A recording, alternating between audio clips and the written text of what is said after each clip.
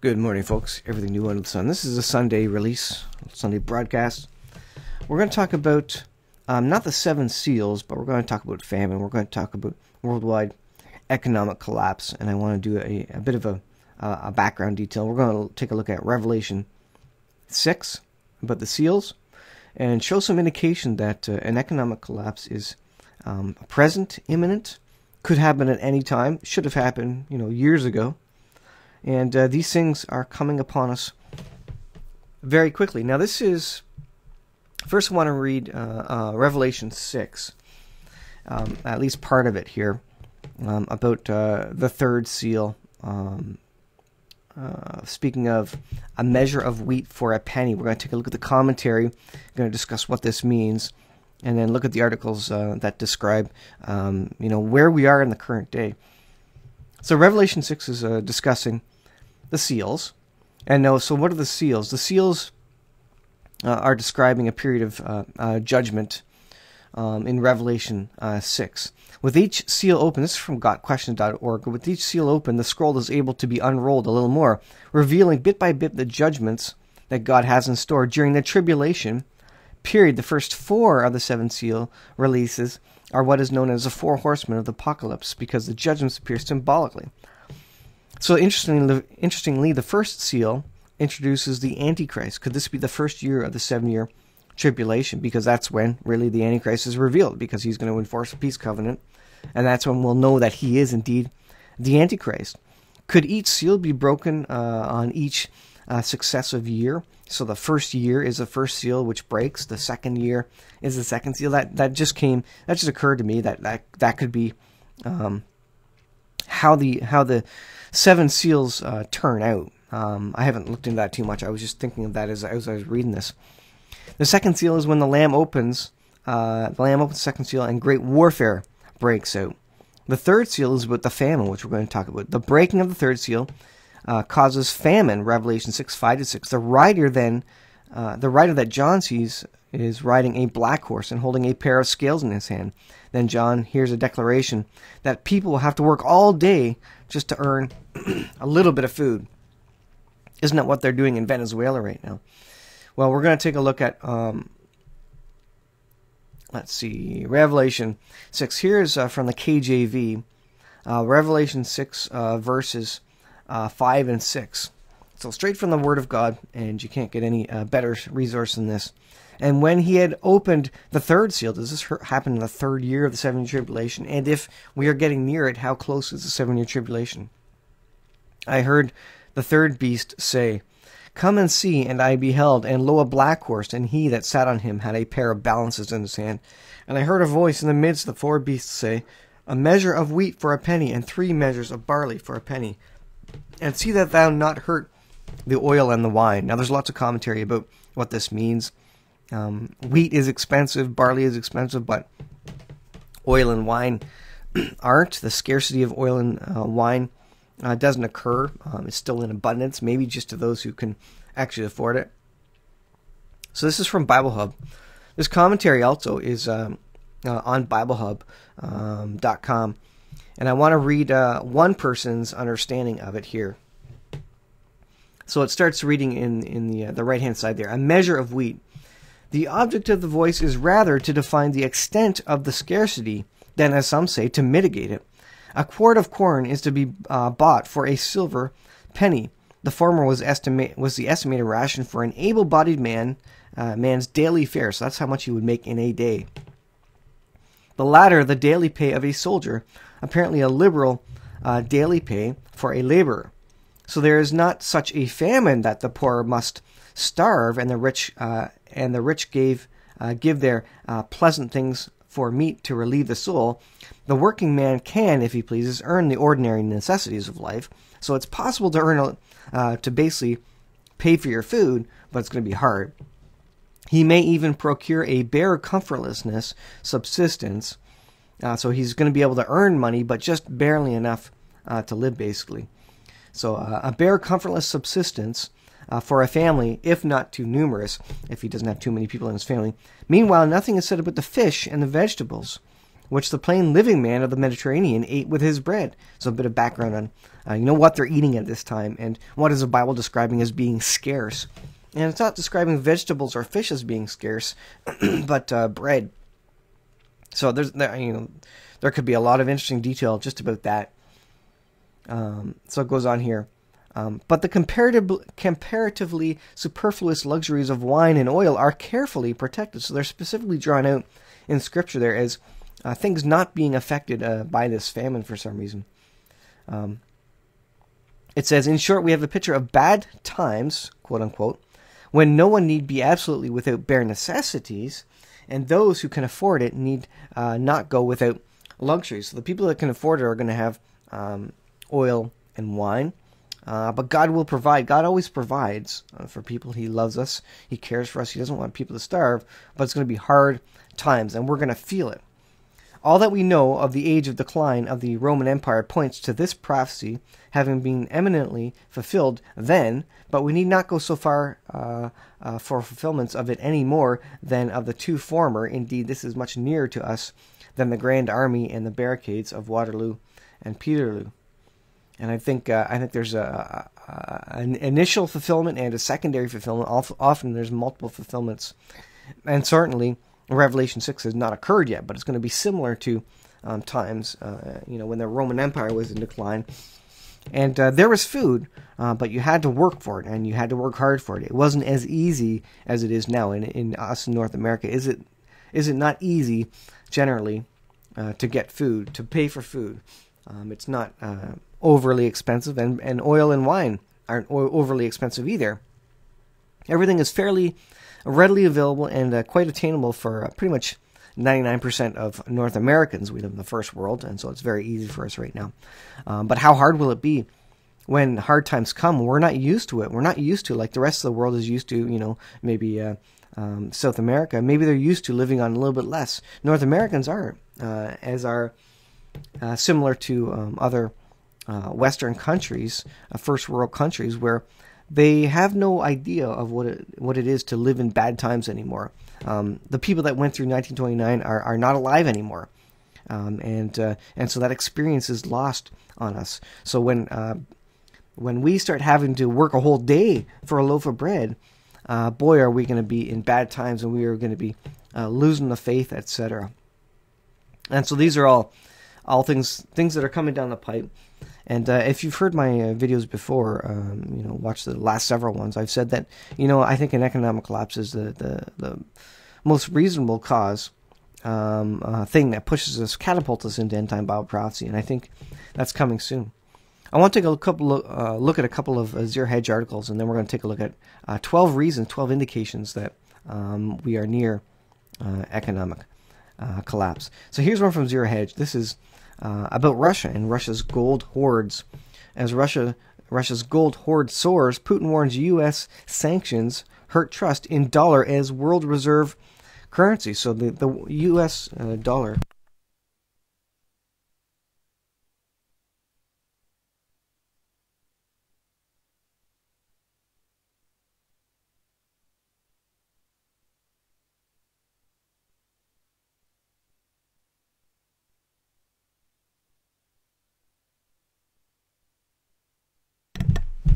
All right, I'm back. Sorry about that interruption there. Russia is hoarding gold. They are increasing as Gog Magog is the bear, Russia, and their economy is not the best, but they are preparing for the worst, effectively. And Russia is in a particular state right now, and they are challenging the U.S. as a world reserve currency, as a world superpower. And they want to knock the U.S. out of the world reserve currency status. They're trying to create a gold market, a gold trading system. Excuse me. It goes on. The free market and fair competition are being squeezed by confiscations, restrictions, and sanctions. Speaking of the U.S., basically, and that's Putin speaking. There are various terms, but the meaning is the same. They become an official part of trade policy of certain countries, i.e. the U.S. The spiral of U.S. penalties is targeting an even larger number of countries and companies, undermining the current world order. Macron replied, who some people think could be the Antichrist. He says, "I fully share your point of view. Such warnings only confirm Mr. Putin's worldview. Without mentioning the U.S., he complained that the multilateral economic world order was being crushed by a proliferation of exceptions, restrictions, and sanctions." So countries around the world are getting sick of the United States holding being the world reserve currency. China wants to be or hold the world reserve currency. Countries around the petrodollar is decreasing in value. Countries around the world are wanting to get out of it. Iran is trading oil for gold, and there's a whole gold market where countries are selling their products for gold. They don't want to use. They're trying to get outside of the U.S. dollar because that is the strength of the United States. So any enemy of the United States know that to get rid of the United States, they need to undermine the U.S. As having the world reserve currency. As soon as they do not, the U.S. then cannot print money out of thin air anymore, and then they collapse effectively immediately. So we're getting very close to a complete and total economic collapse, and that's what Russia's talking about. Brazil is in a very hard state. Venezuela is in the middle of a complete and total economic collapse. The inflation of their money is like 1,000%. It's worthless now. And it's Mad Max scenario in Venezuela, and that's what's coming to North America. Here's another Zero Hedge article. Top restructuring banker. We're all feeling like we were back in 2007. So what does that mean? 2007 is the year just before the economic collapse of 2008, of course. There is a group of bankers for whom better means worse for everyone else. We are talking, of course, about restructuring bankers who are advising companies with massive debt veering toward bankruptcy, or once in it, how to exit from the clutches of Chapter 11, and who, like the IMF, whose chief, Christine Lagarde, recently said, "When the world goes downhill, we thrive," it says. It goes on. Where is the section here? Let me see. I read it here. Here it is. However, the most dire warning to date came from Bill DeRoe, a former head of restructuring at Jefferies and the current co-head of recap and restructuring at Moelis. "I do think we're all feeling like we were back in 2007, he told Business Insider. "There was sort of a smell in the air. There were some crazy deals getting done. You just knew it was a matter of time." A matter of time before what? A matter of time before the economy drops. Recession occurs, a correction occurs, an economic collapse occurs. And here you can see some peak credit cycles, and we're certainly in the top of a peak credit cycle. It's hard to see, but the end is really 2017 really, and we're in the peak. What happens after the peak? Well, a big crash. So you see in 1990 there's a peak credit cycle. In 2002, 2001 there was a peak credit cycle. Look, in 2008 there was a peak credit cycle just after, because credit was easy because the government wanted to make it easy so that people would get back into the economy. And you have big crashes in the credit. The recent glut of debt is almost entirely attributable to the artificially low interest rate environment imposed by the Federal Reserve. The Federal Reserve is manipulating the economy by way of interest rates, and that's how central banks do it. And its central bank peers following the crisis, many companies took advantage and refinanced their debt before 2015 when a large swath was set to mature, kicking the can several years down the road. Can they continue to kick it down the road? I think we're getting close to the point where they cannot.